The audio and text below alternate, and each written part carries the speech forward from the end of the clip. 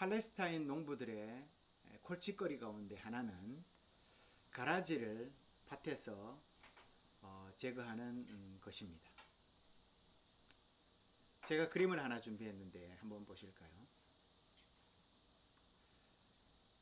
보시다시피 이 가라지가 가운데가 가라지입니다. 첫 번째 것이 밀이고, 두 번째가 가라지이고, 세 번째가 보리입니다. 참 구분하기가 쉽지 않습니다. 가라지와 보리의 차이는 우리나라의 피와 나달 정도가 아닙니다. 이 둘은 너무도 흡사하고 똑같이 생겼습니다. 구분이 앞에서도 그림을 보셨지만 잘 구분이 되십니까? 그나마 밀하고 가라지는 다시 한번 그림을 볼까요? 그나마 밀하고 가라지는 구분을 조금 할 수 있을 것 같습니다. 그런데 보리와 가라지는 영 구분하기가 쉽지 않습니다. 그런데 이 가라지라는 놈은 함부로 뽑아버릴 수도 없습니다. 왜냐하면 가라지는 자기 뿌리를 보리의 뿌리 사이로 깊숙이 들이밀어서 함께 뒤엉켜서 그 뿌리를 감싸고 자라갑니다. 그러니 가라지를 뽑는다고 함부로 뽑았다가는 어떻게 되겠습니까? 보리까지 함께 뽑아버리게 되는 것이지요. 그래서 성경에서도 그냥 내버려 두어라 라고 말씀하신 것 같습니다. 그러니 가라지는 추수하는 그날까지 영 골칫거리인 것입니다. 그리고 가라지는 추수한 뒤에도 나달이 보리에 섞여서 들어가는 날에는 그것이 독성이 되어서 밥맛이 영 나지 않습니다. 쓰금하게 되어버립니다. 그리고 때로는 식중독 증상같이 복통을 일으키기도 합니다. 그러다 보니 이 가라지를 골라내는 일이 유대 여인들에게 있어서는 아주 큰 일이 되었습니다. 여러분, 이 가라지는 누가 뿌렸을까요? 성경은 이렇게 말합니다. 그것이 바로 원수가 뿌렸다라고 말합니다. 예수님 당시에도 못된 마음을 먹은 사람들이 많이 있었습니다. 그래서 남의 밭에다가 이 가라지 씨앗을 훑어와 가지고 훅 뿌려놓고 가는 사람들도 있었다고 합니다. 그래서 주인을 골탕 먹이려는 것이죠.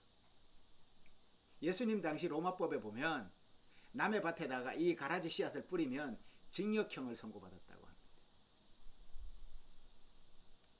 보다시피 가라지는 가짜 보리입니다. 거짓되고 타락했다는 의미로 성경에서 가라지는 이렇게 표현을 하면서 사용합니다. 성도 여러분, 오늘 복음서는 이처럼 원수가 믿는 성도들의 마음속에서 어떻게 하나님과 멀어지게 하는지를 우리에게 잘 보여주고 있습니다. 그리스도인이라는 말이 무엇입니까? 그 사람 안에 그리스도가 살아 계신다라는 말이죠. 그럼 그리스도인으로 살아간다라는 말은 또 무엇일까요? 그 말은 그 사람 안에 그리스도의 말씀이 살아있다라는 말과 같습니다. 그분 말씀에 의지하면서 힘내어 살아간다라는 것이죠. 이처럼 성도들에게 하나님의 말씀은 그 사람의 정체성을 이야기하는 것입니다. 원수는 성도들의 마음속에서 바로 이 하나님의 말씀을 빼내어서 가는 가라지를 말하는 것입니다. 그래서 하나님과 적대적인 관계가 되도록 하죠. 어디서 많이 들어본 이야기 같지 않습니까? 아담이 하와가 선악과의 유혹을 받을 때 바로 그 장면과 비슷합니다. 여러분, 인공지능 아시지요? 최근에 인공지능이 큰 화제를 불러일으키고 있습니다. AI 인공지능이 그것인데요. 로봇에게 이 인공지능을 이식해서 사람처럼 말하고 행동하도록 돕는 것이 바로 AI 인공지능 로봇입니다. 여러분 지금 보시는 이 그림이죠. 이름이 뭔지 아십니까? 소피아입니다. 인공지능의 핵심이 무엇입니까? 인공지능의 핵심은 사람을 돕는 지능이 인공지능인 것이죠. 그런데 인공지능은 자기가 자율적으로 생각하고 행동하는 로봇이라서 사람이 통제하지 않고 스스로 학습하게 내버려 두면 이런 일이 일어나는 것이죠. 자막이 작아서 보일지는 모르겠습니다만 이 소피아라는 로봇에게 질문을 했더니 인간에 대해서 이렇게 대답을 하는 것입니다. 네, 저는 인류를 멸종시키겠습니다. 최근에 과학자들은 한 목소리로 AI 기술을 규제하고 사람이 통제하는 법을 속히 만들어야 한다라고 말들을 합니다. 여러분, 왜 이런 일들이 발생하는 것일까요? 핵심은 인공지능입니다. 다시 말해서 인공적으로 사람의 창작물을 학습한 것이 원인인 것이지요. 인공지능은 자기 스스로 학습을 하지만 창조하지는 못합니다. 그러니 일어난 변수들을 조합해서 그것을 새로운 어떤 조건으로 만들어낼 수는 있지만 없던 것을 만들어내지는 못한다라는 것이죠. 그러니 없는 것을 만들어내지 못한다라는 바로 이 한계가 인공지능의 한계인 것입니다. 결국은 사람의 본성을 닮을 수밖에 없다라는 것이죠. 그러니 인류를 멸망시키겠어요 라는 그러한 쓴뿌리가 인공지능에서도 그대로 나타난 것이죠. 사람은 하나님처럼 완벽하지 못합니다. 모든 사람 안에는 선과 악이 공존합니다. 성경에서도 사람은 하나님께 죄를 범하고 추방된 존재로 기록이 되고 있습니다. 죄로 물들어 있다는 말입니다. 그러니 선한 의지뿐만 아니라 죄에 물든 본성 또한 함께 동시에 가지고 있는 존재다라는 것이죠. 제가 인공지능 이야기를 길게 했지만 실은 그것조차도 사람의 본성을 닮았기 때문에 참 진리의 길로 가지 못한다라는 것입니다. 오늘 복음서에서도 밭에 좋은 씨앗도 뿌려져 있는데 또한 그 한켠에는 가라지도 뿌려져 있다라고 말을 합니다. 생각해보면 그리스도인의 마음속에 좋은 씨앗만 뿌려져서 좋은 열매만 맺을 수 있다면야 얼마나 좋겠습니까? 하지만 그것은 불가능합니다. 아무리 예수를 잘 믿고 매일 기도하고 성경 보아도 돌아서면 밥그릇을 엎어버리는 것이 우리네 특징 아니겠습니까? 그래서 어느 교회 목사님이 주일 예배에서 이렇게 설교를 했다고 합니다. 설교 마무리에 여러분 오늘 예배 마치고 나가실 때에 주차장에서 혹 누군가 여러분의 차를 긁어놓거나 가로막고 있을 때가 있을 것입니다. 늦게 빼준다고 짜증내지 마십시오. 더 과격하게 소리 지르지 마십시오. 그분이 아마도 여러분 곁에 심겨진 가라지일지도 모르기 때문입니다. 그 가라지에게 걸려 넘어지지 마십시오. 이렇게 설교했다는 겁니다. 얼마나 우리가 약했으면 방금 예배드리고 집으로 돌아가는 주차장에서 은혜 좋은 그러한 은혜의 씨앗을 받아서 누릴 것 같이 집으로 돌아가다가 덜커덩 교회 문 밖을 나서자마자 쏟아버리는 그것이 우리네 약함 아니겠습니까? 여러분, 이처럼 우리 마음밭에는 좋은 알곡도 맺히지만 악한 가라지도 함께 동시에 자라고 있다는 것입니다. 그럼 좋은 씨앗은 하나님이 심어주셨다면 가라지는 누가 심은 것입니까? 앞에서도 말씀드렸지만 바로 원수가 심었다고 합니다. 그런데 성경은 원수를 사랑하라 라고 또 가르치고 있습니다. 도대체 어떻게 받아들여야 할지, 너무 성경은 어려운 것 같습니다. 원수가 무슨 이득을 얻으려고 가라지를 심었을까요, 여러분? 원수가 얻는 이득이 무엇입니까? 여기에서 원수가 씨앗을 노리고 가라지를 심었을까요? 아닙니다. 원수는 지금 무엇을 노리고 있습니까? 바로 땅을 노리고 있습니다. 땅을 차지하려고 가라지를 심은 겁니다. 가라지가 퍼져서 그 밭을 온통 뒤덮으면 하나님이 심어놓은 씨앗들이 설 곳이 없어지지 않습니까? 그러면 그 땅은 누구 차지가 됩니까? 원수의 차지가 되는 겁니다. 그럼 가라지의 세상, 곧 그 땅을 차지하는 자들이 가라지가 되고 마는 것이죠. 우리는 출애굽 이후에 가나안에 들어가는 12지파의 이야기를 우리가 감명 깊게 읽었지 않습니까?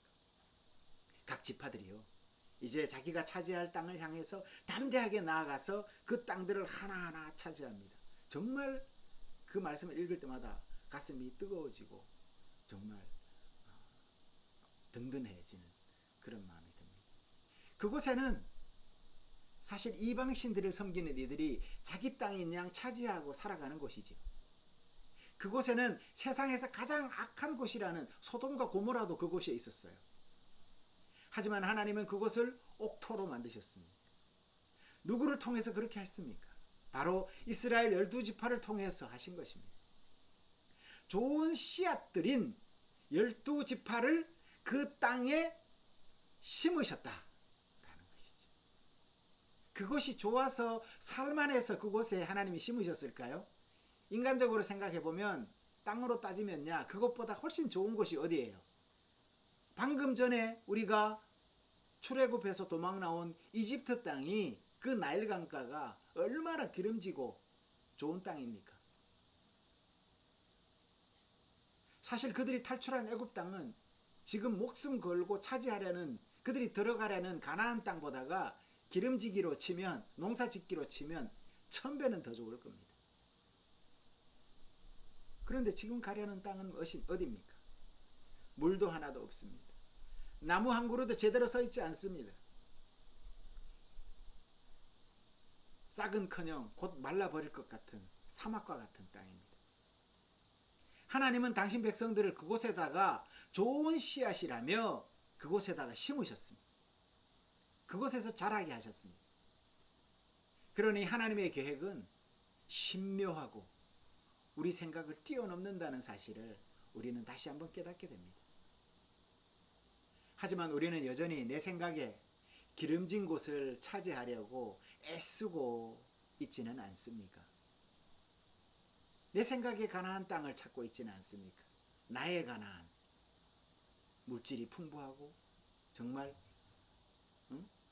과일이 주렁주렁 열려있는 그곳을 상상하지 않습니까? 여러분, 오늘 또 하나 말씀 속에서 깨닫는 것은 원수의 공격 방법입니다. 여러분, 원수가 공격하는 방법을 자세히 한번 보면 어디에서 많이 본 것 같지 않습니까?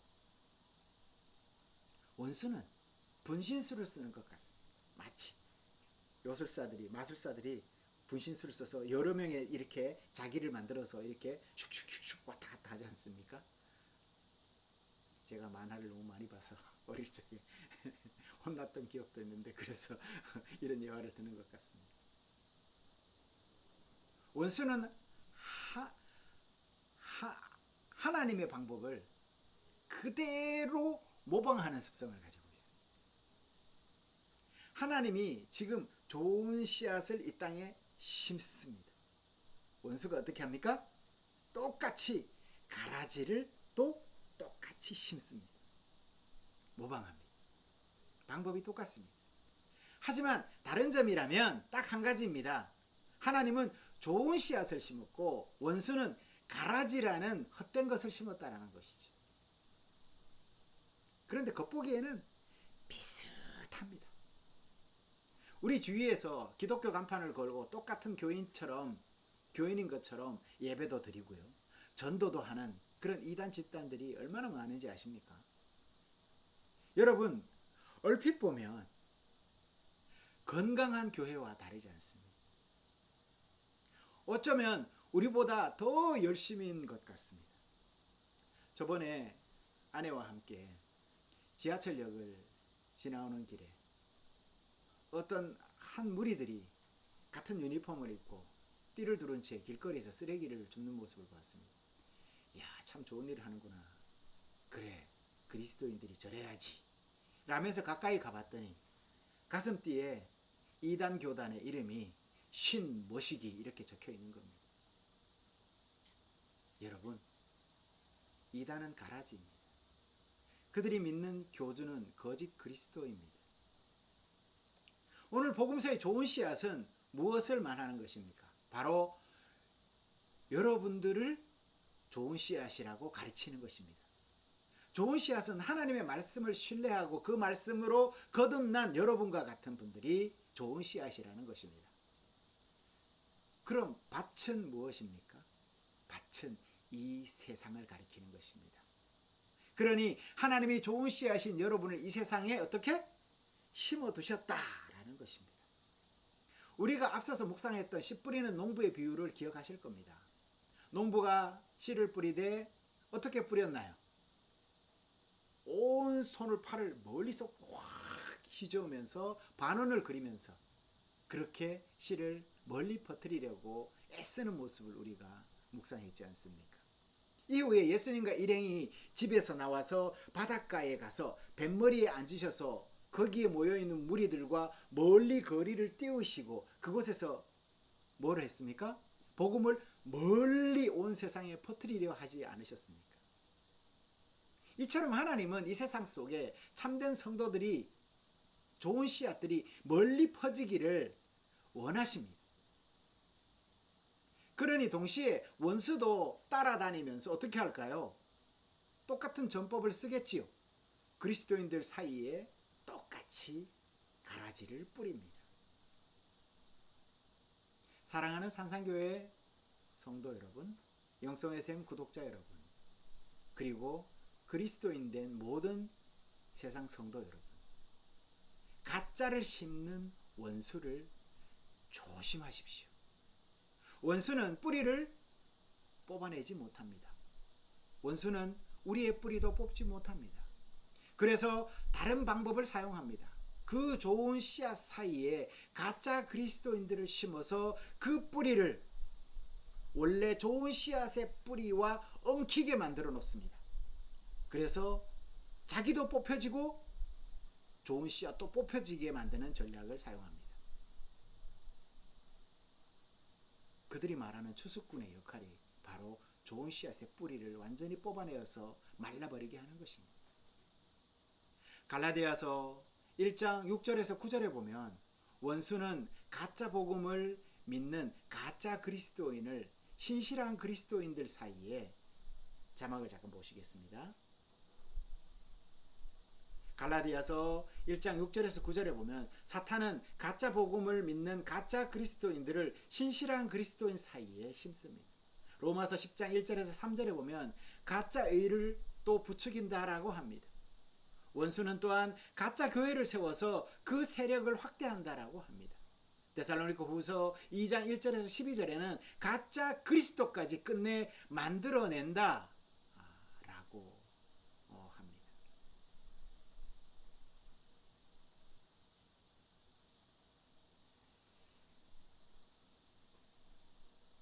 그러니 성도 여러분은 원수가 뿌린 가라지들이 참된 교회 안에 들어와서 해를 끼치지 않도록 늘 깨어 있어야 합니다. 하나님의 백성들이 잠이 들 때에 사탄은 그 틈을 타서 역사하게 될 것입니다. 오늘 복음서에서도 기록되었듯이 사탄은 밤에 와서 가라지를 심어둔다라고 했습니다. 밤에 와서. 그러니 성도 여러분은 늘 어떻게 해요? 깨어 있어야 한다라는 것이죠. 고난이 닥친다면 더 주님을 의지하십시오. 힘든 일이 있다면, 그리고 인생의 어두운 밤이 닥쳤다면 말씀 속으로, 기도 속으로 더 들어와야 합니다. 공동체와 함께 그 아픔을 더 나누어야 합니다. 단순하게 가라지야 뭐 뽑아버리면 그만이지 라고 생각하신다면 큰 오산입니다. 이 가라지라는 놈은 그 뿌리를 보리의 뿌리 사이에 함께 엉켜서 얽히설키 꽉 그 뿌리를 붙들고 자라갑니다. 뽑는 순간 좋은 씨앗 또한 함께 뽑혀버리게 되는 것입니다. 뽑아버리는 일은 우리 주님께서 세상 끝날에 심판주로 오셔서 하실 일입니다. 그러니 우리는 심고 자라는 일에만 열심을 내면 되겠습니다. 때로는 교회 분쟁이나 시시비비가 신앙 공동체 안에서 일어나게 되면 마음에 깊은 상처를 입고 흩어지는 것을 보게 됩니다. 이때 성도들의 태도를 보면 대부분 어떻게 하면 되갚아줄까 이런 생각들 뿐입니다. 성도 여러분, 우리는 주님의 백성으로 그리스도인이라는 불리는 구별된 성도들입니다. 우리는 탐정이 아닙니다. 전도자로 부름을 받은 사람들입니다. 저놈이 가라지인가? 이놈이 가라지인가? 찾아내려고 애쓰지 마십시오. 우리는 전도자로 부름을 받았습니다. 그러니 심는 일에, 전하는 일에 더 열심을 내어야 합니다. 그렇다고 주저앉아서 당하기만 하란 말이냐? 그 말도 아닙니다. 우리는 하나님의 참 진리를 받은 이들로 사탄에 대항하여서 참 진리를 주장해야 합니다. 그러므로 그들의 거짓을 더 밝히 드러내야 하는 것입니다. 그리 하나님의 말씀을 자신이 처한 곳에서 심어서 그 주신 그 삶의 자리에서 여러분들은 좋은 열매를 맺어야 되겠습니다. 오늘 가라지의 비유를 읽으면서 느끼는 것은 세상 삶 속에서 가라지를 어떻게 구별할까 하는 것입니다. 세상 기준이야 윤리나 도덕이나 법이 있으니까 비교하면 될 일이지만 선과 악은 그 경계선이 아주 교묘해서 우리를 쓰러뜨리기 아주 충분합니다. 그러니 우리는 믿음의 눈을 가져야 합니다. 믿음의 눈을 지닌 사람들에게 선과 악은 더욱 선명하게 나타나기 때문입니다. 방법은 성경을 통하여 우리에게 계시하시는 모든 것을 세상 가치와 비교하면 우리가 분별의 눈을 가질 수가 있습니다. 우리가 그렇게 할 때 문제는 그들과 차이를 보이게 된다는 것이고 그것으로 원치 않는 차별을 받을 수도 있을 것입니다. 오늘 농부는 그런 의미에서 지혜로운 것 같습니다. 만약 농부가 가라지를 뽑으려다가 그 뿌리가 밀과 촘촘히 엮여 있는 그 밀을 함께 뽑아버리게 된다면 큰 낭패 아니겠습니까? 농부는 이런 방법으로 제거할 수 없다는 것을 잘 알고 있었던 것 같습니다. 그래서 농부는 수확할 시기에 가라지를 함께 모아서 태워버리기로 마음먹습니다. 중요한 것은 알곡이 다치지 않는 것입니다. 신앙인은 그런 의미에서 악에게 너무 집착하면 안 되겠습니다. 그 악을 통하여서 상처를 입었다고 너무 절망하지 마십시오. 어찌 보면 세상이라는 곳이 악이 함께 존재하는 곳이기 때문에 세상 아니겠습니까? 그들과 함께 공존하는 곳이기 때문에 그렇습니다. 그 뿌리는 우리 안에 깊이 얽혀 있기 때문에 그렇습니다. 분명 신앙인이 악을 무시해서는 안 되지만 지나치게 염려해서도 안 된다는 것입니다. 왜요? 우리는 결과를 이미 알고 있기 때문에 그렇습니다. 그러나 추수 때를 우리가 늘 기억하십시오. 지혜로운 농부처럼 추수 때의 모든 것이 결론 날 것을 우리는 알고 믿음으로 인내하면서 살아가야 하는 것입니다. 그때는 하나님이 모든 그릇된 것들을 바로잡으시고 선과 악을 나누시는 공의가 분명히 드러나시는 그런 때이기 때문입니다.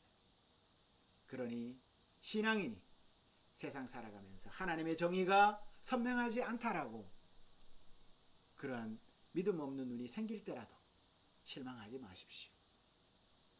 그런 마음을 가진다면 오히려 더 가라지에게 묶이는 것입니다.